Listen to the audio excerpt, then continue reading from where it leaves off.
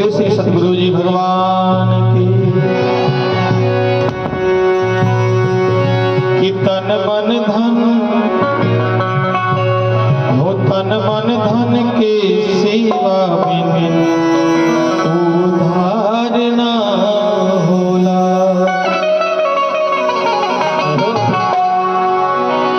ऊ भक्त भक्त ना होला, ऊ शिष्य शिष्य ना होला, गुरु से जेके प्यार ना होला। तन मन धन, तन मन धन, तन मन धन के सेवा उधार ना होला। तन मन धन के सेवा उधार ना होला। ऊ शिष्य शिष्य ना होला, ऊ भक्त भक्त ना होला, उसे देखे प्यार ना होला। तन मन धन, तन मन धन, तन मन धन के सेवा उधार ना होला। और हाथ ऊपर सभी के अंतिम भजन में ताली बजते जो।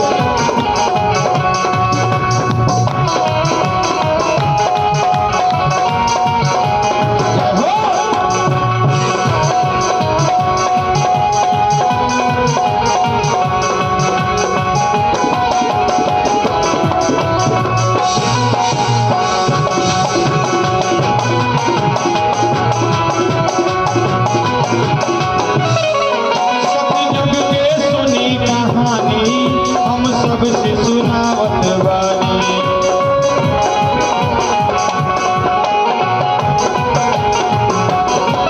राजा बलि प्रभु जी खातिर छोड़ली राजी राजधानी।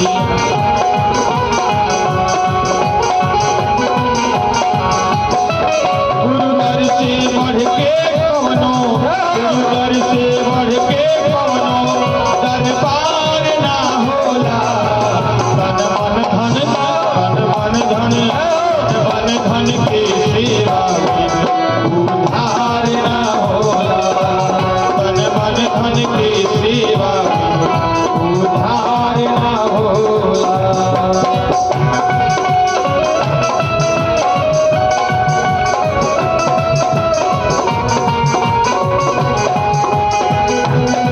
क्या बात है, दोनों हाथ ऊपर सभी के।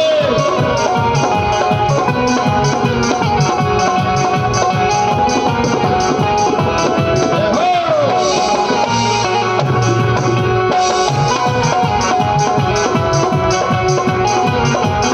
मोर भजरी उनके नारी, जब प्रभु जी आईनी दुआरी।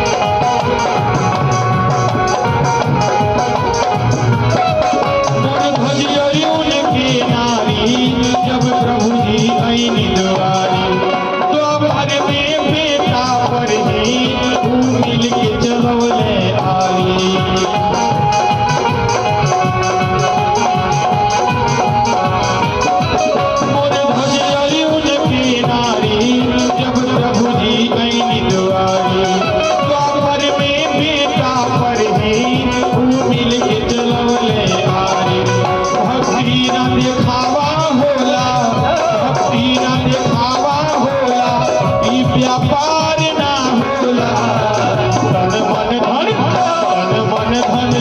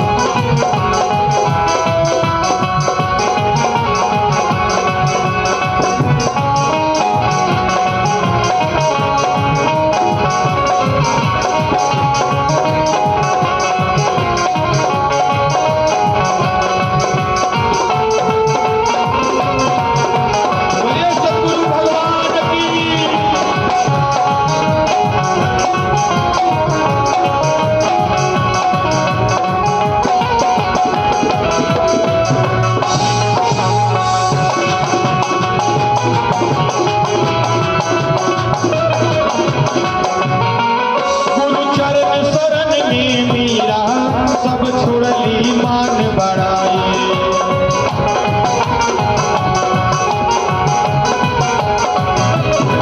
गुरुचरण शरण में मीरा सब छोड़ली मान बढ़ाई।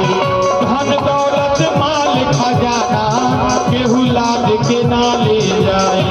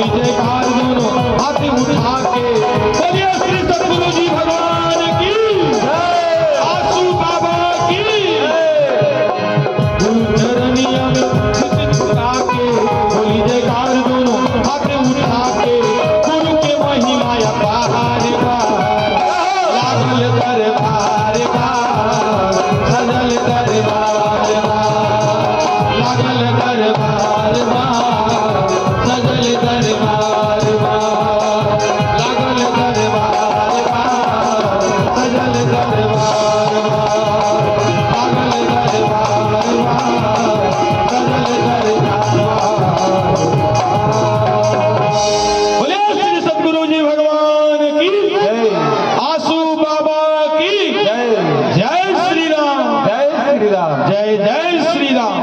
जय श्री राम।